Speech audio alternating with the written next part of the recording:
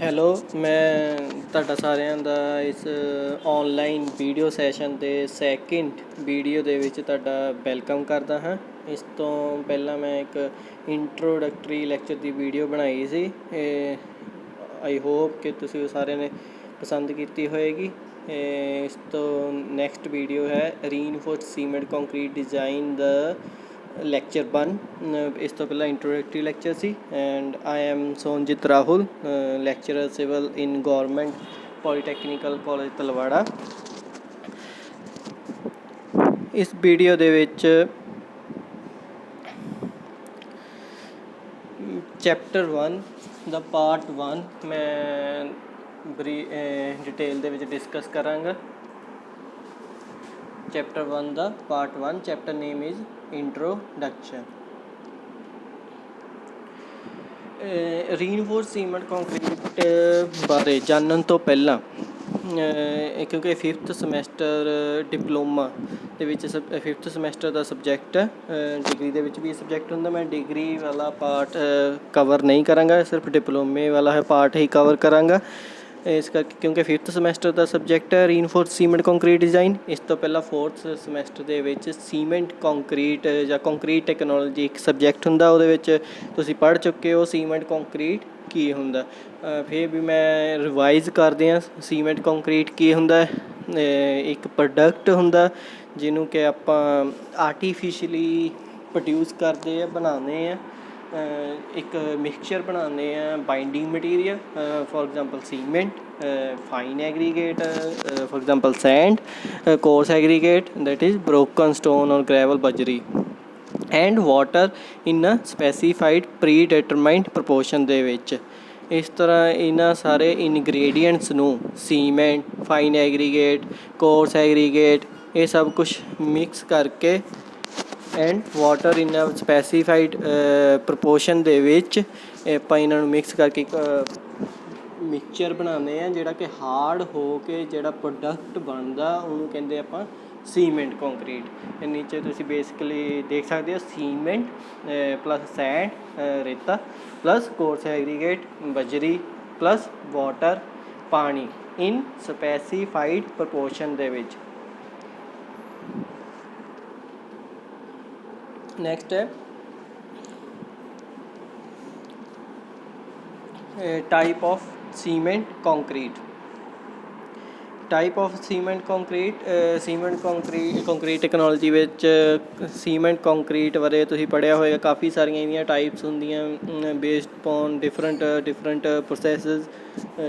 Main divisions ਜਿਹੜੀਆਂ cement concrete ਦੀਆਂ ਹੈ plain cement concrete and reinforced cement concrete. Plain cement concrete, ਜਿੱਦਾਂ cement concrete ਪਿੱਛੇ ਪੜ੍ਹਿਆ, ਸੀਮੈਂਟ ਨੂੰ ਇਹਦੇ ਵਿੱਚ as a binder material use ਕੀਤਾ ਹੁੰਦਾ। ਬਾਕੀ ਜਿਹੜੇ ਇਨਗਰੀਡੀਅੰਟਸ ਆ ਉਹ ਸੇਮ ਆ, fine aggregate, coarse aggregate and water.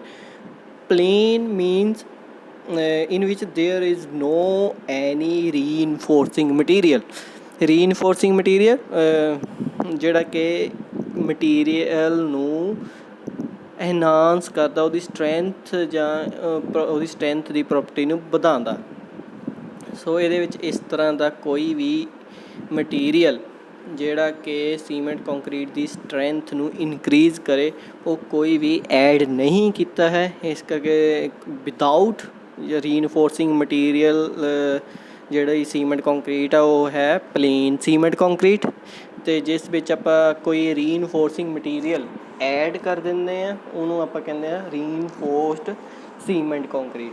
This is the basic difference between the plain cement concrete and reinforced cement concrete.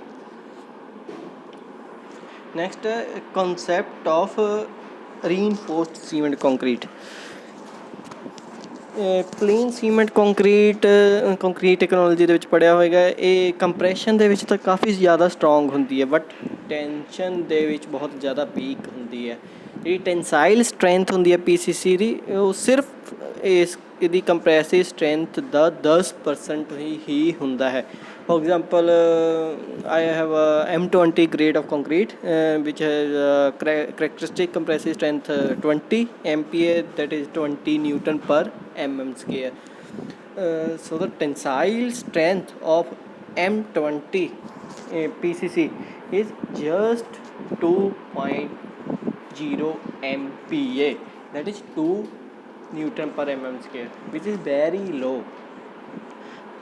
ਇਸ ਕਰਕੇ ਇਹਦੀ ਕਿਉਂਕਿ ਸੀਮੈਂਟ ਕੰਕਰੀਟ ਦੀ ਕੰਪਰੈਸਿਵ ਸਟਰੈਂਥ ਤਾਂ ਠੀਕ ਹੁੰਦੀ ਹੈ, ਲੇਕਿਨ ਟੈਂਸਾਈਲ ਸਟਰੈਂਥ ਬਹੁਤ ਵੀਕ ਹੁੰਦੀ ਹੈ। ਇਹਦੇ ਟੈਂਸਾਈਲ ਪੋਰਸ਼ਨ ਨੂੰ ਸਟਰੋਂਗ ਕਰਨ ਦੇ ਲਈ ਆਪਾਂ ਇਹਦੇ ਵਿੱਚ ਸਟੀਲ ਇੰਟਰੋਡਿਊਸ ਕਰਦੇ ਹਾਂ,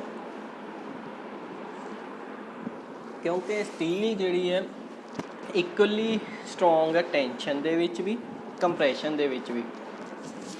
ਸਟੀਲ ਆਪਾਂ ਅਗਰ ਸੀਮੈਂਟ ਕੰਕਰੀਟ ਦੇ ਵਿੱਚ ਇੰਟਰੋਡਿਊਸ ਕਰਦੇ ਹਾਂ ਤਾਂ ਉਹਦੇ ਨਾਲ ਸੀਮੈਂਟ ਕੰਕਰੀਟ ਦੀ ਟੈਂਸਾਈਲ ਸਟਰੈਂਥ ਵੀ ਵੱਧਦੀ ਹੈ ਅਤੇ ਕੰਪਰੈਸਿਵ ਸਟਰੈਂਥ ਵੀ ਵੱਧਦੀ ਹੈ। ਇਹ ਕਾਫੀ ਸਾਰੇ ਡਿਪਲੋਮਾ ਲੈਵਲ ਦੇ ਸਟੂਡੈਂਟਸ ਨੂੰ ਕਨਫਿਊਜ਼ਨ ਹੁੰਦੀ ਹੈ, ਅਗਰ ਆਪਾਂ ਸਟੀਲ ਨੂੰ ਸੀਮੈਂਟ ਕੰਕਰੀਟ ਦੇ ਵਿੱਚ ਐਡ ਕਰਦੇ ਹਾਂ ਤਾਂ ਉਹਦੀ ਇਕੱਲੀ ਟੈਂਸਾਈਲ ਸਟਰੈਂਥ ਵੱਧਦੀ ਹੈ। ਇਹ ਰੋਂਗ ਆ। ਅਗਰ ਆਪਾਂ ਸਟੀਲ ਨੂੰ ਸੀਮੈਂਟ ਕੰਕਰੀਟ ਦੇ ਵਿੱਚ ਐਡ ਕਰਦੇ ਹਾਂ, ਉਹਦੀ ਸੀਮੈਂਟ ਕੰਕਰੀਟ ਦੀ ਟੈਂਸਾਈਲ ਸਟਰੈਂਥ ਵੀ ਵੱਧਦੀ ਹੈ, ਕੰਪਰੈਸਿਵ ਸਟਰੈਂਥ ਵੀ ਵੱਧਦੀ ਹੈ। ਨੀਚੇ ਪੁਆਇੰਟ ਤੋਂ ਤੁਸੀਂ ਕਲੀਅਰਲੀ ਦੇਖ ਸਕਦੇ ਹੋ, ਜਿਹੜੀ ਕੰਪਰੈਸਿਵ ਜੀਲਡ ਸਟਰੈਂਥ ਹੁੰਦੀ ਕਿਸੇ ਵੀ ਸਧਾਰਨ ਸਟੀਲ ਬਾਰ ਦੀ, ਉਹ 25 times the compressive 25 times the compressive strength of the cement concrete ਹੁੰਦੀ ਹੈ। ਅਤੇ ਇਹਦੀ ਜਿਹੜੀ ਟੈਂਸਾਈਲ ਸਟਰੈਂਥ ਹੈ ਸਟੀਲ ਬਾਰ ਦੀ is about 70 times the tensile strength of cement concrete. You can see the difference of the strength between the cement concrete and strength of the steel in both matter compression and tension. So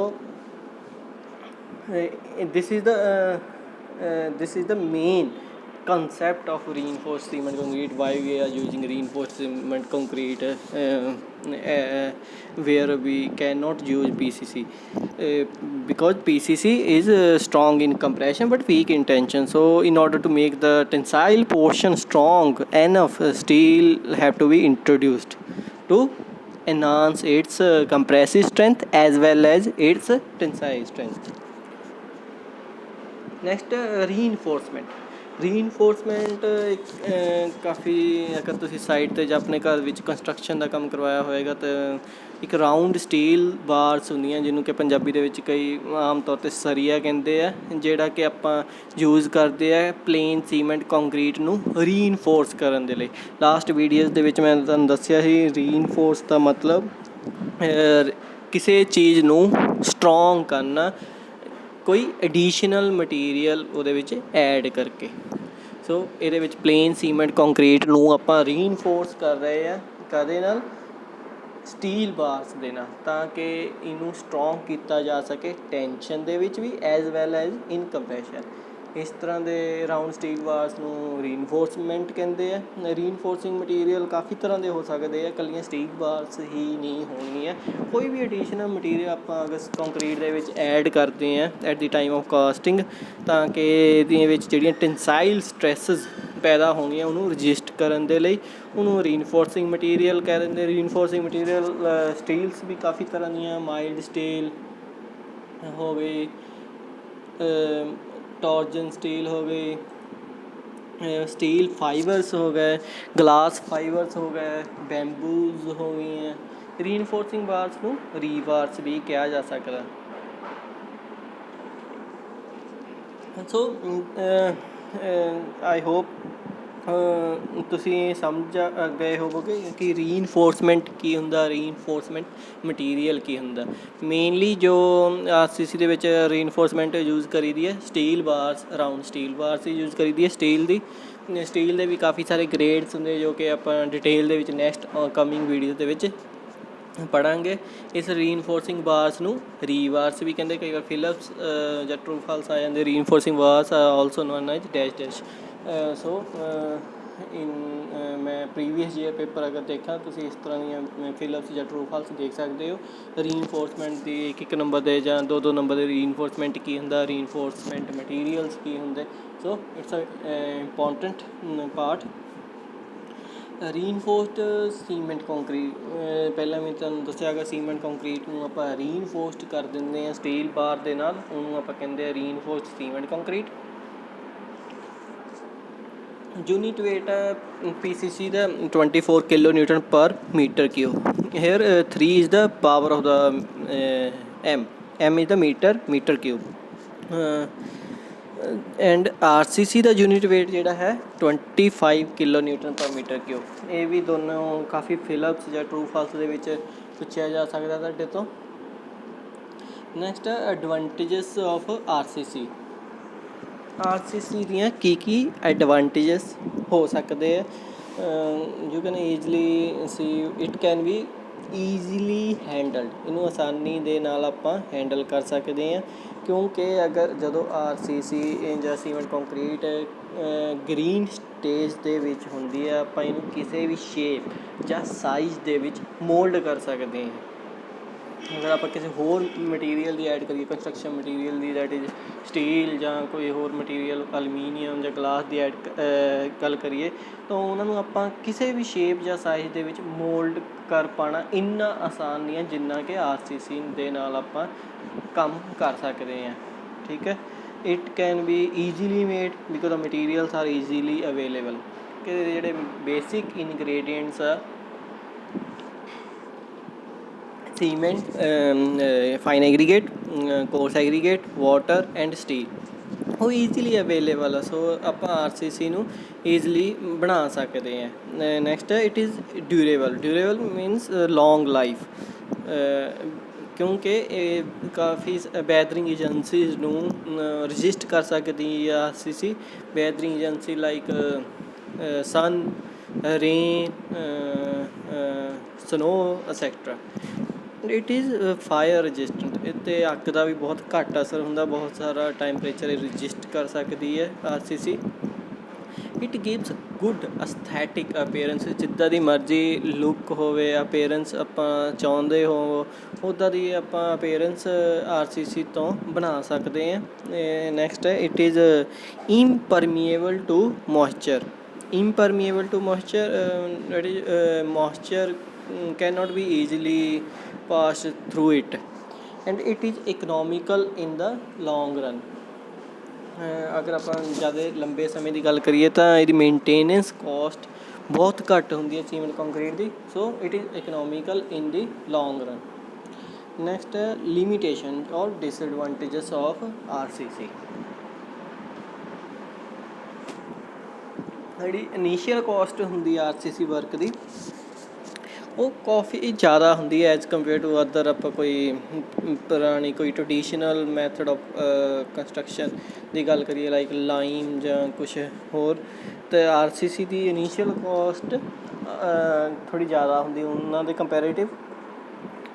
next ਇਹਦੀ limitation ਜਾਂ disadvantages ਹੈ steel ਦੀ quantity ਬਹੁਤ ਜ਼ਿਆਦਾ ਲੱਗਦੀ ਹੈ steel, ਕਿਉਂਕਿ RCC ਦੇ ਵਿੱਚ ਮੇਨ ਰੋਲ ਹੈ ਰੋਲ ਪਲੇ ਕਰਦੀ ਹੈ ਸਟੀਲ। ਸੋ ਸਟੀਲ ਤਾਂ ਹਾਂ ਪਾਣੀ ਹੀ ਪਏਗੀ ਜਿਹੜੀ ਕਿ ਲਾਰਜ ਕੁਆਂਟੀਟੀਜ਼ ਦੇ ਵਿੱਚ ਆਪਾਂ ਨੂੰ ਚਾਹੀਦੀ ਹੋਵੇਗੀ। ਅਤੇ ਇਹਨੂੰ ਕਾਸਟਿੰਗ ਕਰਨ ਦੇ ਲਈ ਸਟੀਲ ਜਾਂ ਟਿੰਬਰ ਦੀ ਫੋਮ ਵਰਕ ਦੀ ਵੀ ਕਾਫੀ ਜ਼ਿਆਦਾ ਜ਼ਰੂਰਤ ਹੁੰਦੀ ਹੈ, ਕਿਉਂਕਿ ਸਟੀਲ ਜਾਂ ਟਿੰਬਰ ਦੇ ਜਿਹੜੇ ਫੋਮ ਵਰਕ ਉਹ ਵਾਲੀਆਂ ਸ਼ਟਰਿੰਗ ਪਲੇਟਸ ਆ ਜਿਹੜੀ ਕਿ ਸੀਮੈਂਟ ਕੰਕਰੀਟ ਨੂੰ ਸ਼ੇਪ ਪ੍ਰੋਵਾਈਡ ਕਰਦਾ। Formwork is a shuttering arrangement which provides shape to the cement concrete. ਇਹ ਸਟੀਲ ਦੀ ਵੀ ਹੋ ਸਕਦੀਆਂ, ਟਿੰਬਰ ਦੀ ਵੀ ਹੋ ਸਕਦੀ ਹੈ। ਇਸ ਕਰਕੇ ਇਹਦੀ ਬਹੁਤ ਜ਼ਿਆਦਾ ਕੁਆਂਟਿਟੀ ਦੇ ਵਿੱਚ ਆਪਾਂ ਨੂੰ ਇਹ ਚਾਹੀਦੀਆਂ ਹੁੰਦੀਆਂ ਡਿਊਰਿੰਗ ਕਾਸਟਿੰਗ। ਇਹਦੇ ਵਿੱਚੋਂ ਕੁਛ ਸਟੀਲ ਪਲੇਟਸ ਜਾਂ ਟਿੰਬਰ ਦੀਆਂ, ਚਾਹੇ ਸਟੀਲ ਦੀਆਂ, ਅਗਰ ਸੀਮੈਂਟ ਕੰਕਰੀਟ ਕਾਸਟਿੰਗ ਕਰਨ ਵੇਲੇ ਪ੍ਰੋਪਰ ਆਇਲਿੰਗ ਉਹਦੀ ਨਹੀਂ ਕੀਤੀ ਜਾਵੇ ਤਾਂ ਸੀਮੈਂਟ ਕੰਕਰੀਟ ਇਹਦੇ ਨਾਲ ਵੀ ਅਟੈਚ ਹੋ ਜਾਂਦਾ। ਇਸ ਕਰਕੇ ਇਹ ਵਾਲੀਆਂ ਸਟੀਲ ਪਲੇਟਸ ਪਰਮਾਨੈਂਟਲੀ ਡੈਮੇਜ ਹੋ ਸਕਦੀਆਂ। ਜਿਹੜਾ ਨੈਕਸਟ ਡੈਡ ਲੋਡ, ਇਸ ਸਟਰਕਚਰ ਦਾ ਡੈਡ ਲੋਡ, ਇਹਦੇ ਨਾਲ ਅਗਰ ਆਪਾਂ RCC ਨਾਲ ਕੰਸਟਰਕਸ਼ਨ ਕਰਦੇ ਹਾਂ ਤਾਂ dead load means self weight of the structure ਕਾਫੀ ਸਾਰਾ ਵੱਧ ਜਾਂਦਾ। ਇਹਨੂੰ RCC ਕੰਸਟਰਕਸ਼ਨ ਕਰਨ ਦੇ ਲਈ ਅਗਰ ਆਪਾਂ ਕੰਪੈਰੇਟਿਵ ਕੋਈ ਟਰਡੀਸ਼ਨਲ ਮੈਥਡ ਦੀ ਗੱਲ ਕਰੀਏ ਤਾਂ ਸਕਿਲਡ ਲੇਬਰ ਦੀ ਰਿਕੁਆਇਰਮੈਂਟ ਹੈ। ਠੀਕ ਹੈ। ਨੈਕਸਟ ਹੈ ਕਰੈਕਟਰਿਸਟਿਕਸ ਆਫ ਐਨ ਆਈਡੀਅਲ ਰੀਨਫੋਰਸਿੰਗ ਮਟੀਰੀਅਲ। ਇੱਕ ਅੱਛੇ ਰੀਨਫੋਰਸਿੰਗ ਮਟੀਰੀਅਲ ਦੇ ਲਈ ਕੀ ਕੀ ਕਰੈਕਟਰਿਸਟਿਕਸ, ਕੀ ਪ੍ਰੋਪਰਟੀਜ਼ ਜਾਂ ਕੀ ਫੀਚਰਸ ਹੋਣੇ ਚਾਹੀਦੇ ਆ, ਕੀ ਰਿਕੁਆਇਰਮੈਂਟਸ ਹੋਣੀਆਂ ਚਾਹੀਦੀਆਂ ਇੱਕ ਚੰਗੇ ਰੀਨਫੋਰਸਿੰਗ ਮਟੀਰੀਅਲ ਦੇ ਲਈ। ਇਹ ਆਸਾਨੀ ਨਾਲ ਅਵੇਲੇਬਲ ਹੋਣੀ ਚਾਹੀਦੀ ਹੈ, ਸਸਤੀ ਹੋਣੀ ਚਾਹੀਦੀ ਹੈ ਰੀਨਫੋਰਸਿੰਗ ਮਟੀਰੀਅਲ ਕੋਈ ਵੀ, ਹਾਈ ਟੈਂਸਾਈਲ ਸਟਰੈਂਥ ਹੋਵੇ, ਇਲਾਸਟੀਸਿਟੀ ਜ਼ਿਆਦਾ ਹੋਵੇ। ਇਲਾਸਟੀਸਿਟੀ ਕੀ ਹੁੰਦਾ, ਸਟਰਕਚਰ ਮਕੈਨਿਕਸ ਦੇ ਵਿੱਚ ਤੁਸੀਂ ਪ੍ਰੋਪਰਟੀਜ਼ ਦੇ ਵਿੱਚ ਪੜ੍ਹਿਆ ਹੋਏਗਾ, ਅਗਰ ਨਹੀਂ ਪੜ੍ਹਿਆ ਇਲਾਸਟੀਸਿਟੀ ਮੀਨਸ ਅਗਰ ਆਪਾਂ ਕਿਸੇ ਚੀਜ਼ 'ਤੇ ਲੋਡ ਪਾਈਏ ਤਾਂ ਉਹਦੀ ਡਿਮੈਂਸ਼ਨ ਚੇਂਜ ਹੁੰਦੀ ਹੈ, ਅਗਰ ਉਸ ਲੋਡ ਨੂੰ ਹਟਾ ਦਈਏ ਤਾਂ ਉਹ ਵਾਲਾ ਮਟੀਰੀਅਲ ਵਾਪਸ ਆਪਣੀ ਓਰੀਜਨਲ ਸ਼ੇਪ ਦੇ ਵਿੱਚ ਆ ਜਾਂਦਾ। ਇਸ ਪ੍ਰੋਪਰਟੀ ਨੂੰ ਕਹਿੰਦੇ elasticity. Next characteristics, it should form good bond with the concrete. ਕੋਈ ਵੀ ਰੀਨਫੋਰਸਿੰਗ ਮਟੀਰੀਅਲ ਆਪਾਂ ਅਗਰ ਐਡ ਕਰਦੇ ਹਾਂ, ਅਗਰ ਸੀਮੈਂਟ ਕੰਕਰੀਟ ਦੇ ਵਿੱਚ ਇੰਬੈਡ ਕਰਦੇ ਆ, ਉਹਦੇ ਵਿੱਚ ਇੰਟਰੋਡਿਊਸ ਕਰਦੇ ਆ, ਤਾਂ ਸੀਮੈਂਟ ਕੰਕਰੀਟ ਦੇ ਨਾਲ ਬੌਂਡ ਅੱਛਾ ਬਣਨਾ ਚਾਹੀਦਾ। ਅਗਰ ਬੌਂਡ ਹੀ ਅੱਛਾ ਨਹੀਂ ਬਣਿਆ ਤਾਂ ਜਿੰਨੀਆਂ ਸਟੀਲ ਰੀਨਫੋਰਸਮੈਂਟ 'ਤੇ ਲੋਡ ਆਏਗਾ ਜਾਂ ਫੋਰਸਿਸ ਆਉਣਗੀਆਂ ਜਾਂ ਸਟਰੈਸਿਸ ਆਉਣਗੀਆਂ, ਉਹ ਸੀਮੈਂਟ ਕੰਕਰੀਟ ਨੂੰ ਟਰਾਂਸਫਰ ਨਹੀਂ ਕਰ ਸਕਦੀ, ਜਾਂ ਇਹਦੇ ਓਪੋਜਿਟ ਜੋ ਸੀਮੈਂਟ ਕੰਕਰੀਟ ਦੇ ਉੱਪਰ ਸਟਰੈਸਿਸ ਆਉਣਗੀਆਂ ਉਹ ਸਟੀਲ ਨੂੰ ਟਰਾਂਸਫਰ ਕਰਨ ਦੇ ਵਿੱਚ ਹੈਲਪਫੁਲ ਨਹੀਂ ਹੋਏਗਾ ਅਗਰ ਬੌਂਡ ਪ੍ਰੋਪਰ ਨਹੀਂ ਹੋਏਗਾ। So bond between the steel and concrete should be proper. Next ਹੈ coefficient of expansion. Coefficient of expansion ਵੀ ਸਟਰਕਚਰ ਮਕੈਨਿਕਸ ਦੇ ਵਿੱਚ ਤੁਸੀਂ ਪੜ੍ਹਿਆ ਹੋਵੇਗਾ, ਕਿਉਂਕਿ ਮੈਂ ਤੁਹਾਨੂੰ ਪਹਿਲਾਂ ਹੀ ਦੱਸ ਚੁੱਕਾ ਇਹ ਵਾਲਾ subject structure mechanics cement concrete ਦੇ ਨਾਲ ਰਿਲੇਟਡ ਹੈ। ਤੁਹਾਨੂੰ ਉਹਦੇ ਬੇਸਿਕ ਕੰਸੈਪਟ ਤੁਹਾਨੂੰ ਕਲੀਅਰ ਹੋਣੇ ਚਾਹੀਦੇ ਸਟਰਕਚਰ ਮਕੈਨਿਕਸ ਦੇ। ਸੀਮੈਂਟ ਕੰਕਰੀਟ ਦੇ ਵਿੱਚ ਕੁਛ ਟੋਪਿਕ ਪੜ੍ਹੇ ਹੋਣਗੇ, ਉਹ ਵੀ ਕਲੀਅਰ ਹੋਣੇ ਚਾਹੀਦੇ ਹੈ। ਕੋਫੀਸ਼ੀਐਂਟ ਆਫ ਐਕਸਪੈਂਸ਼ਨ ਮੀਨ ਅਗਰ ਆਪਾਂ ਟੈਂਪਰੇਚਰ ਵੇਰੀਏਸ਼ਨ ਕਿਸੇ ਜਗ੍ਹਾ 'ਤੇ ਹੁੰਦੇ, ਉਹਦੇ ਕਰਕੇ ਸਬਸਟਾਂਸ ਦੀਆਂ ਜੋ ਡਿਮੈਂਸ਼ਨਸ ਹੁੰਦੀਆਂ ਉਹਦੇ ਵਿੱਚ ਚੇਂਜਿਸ ਆਉਂਦੀਆਂ। ਅਗਰ ਆਪਾਂ ਇਸ ਕੋਫੀਸ਼ੀਐਂਟ ਨੂੰ ਕਹਿੰਦੇ ਕੋਫੀਸ਼ੀਐਂਟ ਆਫ ਐਕਸਪੈਂਸ਼ਨ। ਅਗਰ ਟੈਂਪਰੇਚਰ ਇਨਕਰੀਜ਼ ਹੋਏਗਾ ਕਿਸੇ ਚੀਜ਼ ਦੀ ਐਕਸਪੈਂਸ਼ਨ ਹੋਏਗੀ, ਉਸ ਚੀਜ਼ ਨੂੰ ਕਹਿੰਦੇ ਕੋਫੀਸ਼ੀਐਂਟ ਐਕਸਪੈਂਸ਼ਨ। ਜਿਹੜਾ ਵੀ ਆਪਾਂ ਰੀਨਫੋਰਸਿੰਗ ਮਟੀਰੀਅਲ ਯੂਜ਼ ਕਰਨਾ ਉਹਦਾ ਕੋਫੀਸ਼ੀਐਂਟ ਆਫ ਐਕਸਪੈਂਸ਼ਨ ਅਤੇ ਸੀਮੈਂਟ ਕੰਕਰੀਟ ਦਾ ਕੋਫੀਸ਼ੀਐਂਟ ਐਕਸਪੈਂਸ਼ਨ ਬਿਲਕੁਲ ਸੇਮ ਹੋਣਾ ਚਾਹੀਦਾ, ਬਿਲਕੁਲ ਸੇਮ ਹੋਣਾ ਚਾਹੀਦਾ ਤਾਂ ਕਿ ਬੌਂਡ ਡਿਸਟਰਬ ਨਾ ਹੋਵੇ। ਅਤੇ ਰੀਨਫੋਰਸਿੰਗ ਮਟੀਰੀਅਲ ਬਿਲਕੁਲ ਫਰੀ ਹੋਣਾ ਚਾਹੀਦਾ, ਕੋਈ ਉਹਦੇ ਉੱਪਰ ਰਸਟ ਨਹੀਂ ਹੋਣੀ ਚਾਹੀਦੀ, ਕੋਈ ਪੇਂਟਸ ਨਹੀਂ ਹੋਣਾ ਚਾਹੀਦਾ, ਕੋਈ ਆਇਲ ਨਹੀਂ ਲੱਗਾ ਹੋਣਾ ਚਾਹੀਦਾ, ਕੋਈ ਮੱਡ ਨਾ ਹੋਵੇ, ਕੋਈ ਕੋਟਿੰਗ ਨਾ ਕੀਤੀ ਹੋਵੇ, ਜਿਹਦੇ ਕਰਕੇ ਸੀਮੈਂਟ ਕੰਕਰੀਟ ਦੇ ਨਾਲ ਬੌਂਡ ਬਣਾਉਣ ਵੇਲੇ ਮੁਸੀਬਤ ਆਏ। ਸੋ ਇਹਨਾਂ ਗੱਲਾਂ ਦਾ ਧਿਆਨ ਰੱਖਣਾ ਅਗਰ ਕੋਈ ਵੀ ਆਪਾਂ ਰੀਨਫੋਰਸਿੰਗ ਮਟੀਰੀਅਲ ਚੂਜ਼ ਕਰਨਾ। ਅਤੇ ਨੈਕਸਟ ਹੈ ਸਟੀਲ ਨੂੰ ਆਪਾਂ ਰੀਨਫੋਰਸਿੰਗ ਮਟੀਰੀਅਲ ਦੇ ਲਈ ਬਿਲਕੁਲ ਸਿਊਟੇਬਲ ਮਟੀਰੀਅਲ ਕਿਉਂ ਕਹਿੰਦੇ ਹਾਂ। ਪਹਿਲਾਂ ਤਾਂ ਅਸੀਂ ਰੀਨਫੋਰਸਿੰਗ ਮਟੀਰੀਅਲ ਦੀਆਂ ਅਗਰ ਚੂਜ਼ ਕਰਨਾ ਉਹਦੀਆਂ ਕੀ ਕੀ ਕਰੈਕਟਰਿਸਟਿਕਸ ਹੋਣੀਆਂ ਚਾਹੀਦੀਆਂ। ਹੁਣ ਸਟੀਲ ਹੀ ਕਿਉਂ ਬੈਸਟ ਸਿਊਟੇਬਲ ਮਟੀਰੀਅਲ ਰੀਨਫੋਰਸਿੰਗ ਮਟੀਰੀਅਲ ਦੇ ਲਈ, ਉਹਦੇ ਕਾਰਨ ਲਿਖੇ ਹੋਏ, ਕਿਉਂਕਿ ਇਹਦੇ ਵਿੱਚ ਹਾਈ ਐਂਡ ਯੂਨੀਫਾਰਮ ਟੈਂਸਾਈਲ ਸਟਰੈਂਥ ਮਿਲਦੀ ਹੈ ਆਪਾਂ ਨੂੰ, ਇਹਨੂੰ ਆਪਾਂ ਬੈਂਡ ਕਰ ਸਕਦੇ ਹਾਂ, ਡਕਟਿਲਿਟੀ ਮਿਲਦੀ ਹੈ, ਫਟੀਗ ਸਟਰੈਂਥ ਕਾਫੀ ਹੁੰਦੀ ਹੈ, ਬੌਂਡ ਸਟਰੈਂਥ ਵੀ ਬਹੁਤ ਜ਼ਿਆਦਾ ਹੁੰਦੀ ਹੈ, ਕਰੋਜ਼ਨ ਰੇਟ ਬਹੁਤ ਘੱਟ ਹੁੰਦਾ। Seismic resistance, seismic word related to the earthquake, so the earthquake forces ਦੇ ਅਗੇਂਸਟ ਦੀ ਰਜਿਸਟੈਂਸ ਕਾਫੀ ਹੁੰਦੀ ਹੈ ਕਿਉਂਕਿ ਇਹ ਇੱਕ ਡਕਟਾਈਲ ਮਟੀਰੀਅਲ ਹੈ। ਨੈਕਸਟ ਹੈ ਬੈਟਰ ਬੈਲਡੇਬਿਲਿਟੀ, ਅਤੇ ਸਟੀਲ ਮਟੀਰੀਅਲ ਨੂੰ ਆਪਾਂ ਬੈਲਡ ਵੀ ਕਰ ਸਕਦੇ ਹਾਂ। ਨੈਕਸਟ ਹੈ steel is preferred as reinforcing material. Same previous slide ਦੀ ਕੰਟੀਨਿਊ ਕਰਦੇ ਹਾਂ, ਕਿਉਂਕਿ it is easily available India ਦੇ ਵਿੱਚ ਆਸਾਨੀ ਦੇ ਨਾਲ ਆਪਾਂ ਨੂੰ ਮਿਲ ਜਾਂਦੀ ਹੈ। ਇਹਦੀ ਪ੍ਰੋਪਰਟੀਜ਼ ਇਲਾਸਟੀਸਿਟੀ, ਇਹਦੀ ਜਿਹੜੀ ਇਲਾਸਟੀਸਿਟੀ ਵਾਲੀ ਪ੍ਰੋਪਰਟੀਜ਼ ਹੁੰਦੀ ਉਹ ਵੀ ਬਹੁਤ ਬੈਨੀਫੀਸ਼ੀਅਲ ਆ। ਇਹਦੀ ਟੈਂਸਾਈਲ ਸਟਰੈਂਥ ਬਹੁਤ ਜ਼ਿਆਦਾ ਹੁੰਦੀ ਹੈ, ਕਿਉਂਕਿ ਇਹਦੇ ਉੱਪਰ ਹੁਣ ਜਿਹੜੀਆਂ HYSD ਸਟੀਲ, ਮਾਈਲਡ ਸਟੀਲ ਨੂੰ ਛੱਡ ਕੇ ਹੋਰ ਸਟੀਲਸ ਦੀ ਗੱਲ ਕਰੀਏ, FE 415, FE 500, ਗ੍ਰੇਡ ਦੀ, ਤੇ ਉਹਦੇ ਉੱਪਰ ਰਿਪਸ ਜਾਂ ਡਿਫੋਰਮੇਸ਼ਨਸ ਪ੍ਰੈਜੈਂਟ ਹੁੰਦੀਆਂ ਸਟੀਲ ਵਾਸਤੇ ਨਾਲ, ਜਿਹੜਾ ਕਿ ਸੀਮੈਂਟ ਕੰਕਰੀਟ ਦੇ ਨਾਲ ਬੌਂਡ ਬਣਾਉਣ ਦੇ ਵਿੱਚ ਕਾਫੀ ਸਾਰੀਆਂ ਹੈਲਪਫੁੱਲ। ਅਤੇ ਇਹਦਾ ਮੇਜਰ ਜੋ ਸਟੀਲ ਦੀ ਪ੍ਰੋਪਰਟੀ ਆ ਕੋਫੀਸ਼ੀਐਂਟ ਆਫ ਲੀਨੀਅਰ ਐਕਸਪੈਂਸ਼ਨ, ਜਿੱਦਾਂ ਕਿ ਪ੍ਰੀਵੀਅਸ ਸਲਾਈਡ ਦੇ ਵਿੱਚ ਆਪਾਂ ਗੱਲ ਕੀਤੀ, ਅਗਰ ਟੈਂਪਰੇਚਰ ਚੇਂਜਸ ਹੁੰਦੀਆਂ ਜਾਂ ਟੈਂਪਰੇਚਰ ਵੇਰੀਏਸ਼ਨਸ ਆਉਂਦੀਆਂ, ਉਹਦੇ ਕਰਕੇ ਕਿਸੇ ਮਟੀਰੀਅਲ ਦੀ ਅਗਰ ਐਕਸਪੈਂਸ਼ਨ ਹੁੰਦੀ ਹੈ ਜਾਂ ਕੰਟਰੈਕਸ਼ਨ ਹੁੰਦੀ ਹੈ, ਉਹ ਦੋਨੋਂ ਸੇਮ ਹੋਣੀ ਚਾਹੀਦੀ ਹੈ ਸਟੀਲ ਅਤੇ ਕੰਕਰੀਟ ਦੀ। ਸੋ ਸਟੀਲ ਦਾ ਜਿਹੜਾ ਕੋਫੀਸ਼ੀਐਂਟ ਆਫ ਲੀਨੀਅਰ ਐਕਸਪੈਂਸ਼ਨ ਆ ਬਿਲਕੁਲ ਕੰਕਰੀਟ ਦੇ ਇਕੁਅਲੀ ਸੇਮ। ਇਸ ਕਰਕੇ ਜਿਹੜੇ ਦੋਨੋਂ ਮਟੀਰੀਅਲ ਐਕਸਪੈਂਡ ਜਾਂ ਕੰਟਰੈਕਟਸ ਇਕੁਅਲੀ ਹੋਣਗੇ, ਐਂਡ ਇਹਦੇ ਕਰਕੇ ਜਿਹੜੀਆਂ ਟੈਂਪਰੇਚਰ ਵੇਰੀਏਸ਼ਨ ਕਰਕੇ ਕਰੈਕਸ ਆਉਣਗੇ ਉਹ ਬਹੁਤ ਜ਼ਿਆਦਾ, ਉਹਦੇ ਆਉਣ ਦੇ ਚਾਂਸਿਸ ਬਹੁਤ ਜ਼ਿਆਦਾ ਘੱਟ ਜਾਂਦੇ ਆ। Next, these are the references to make the video.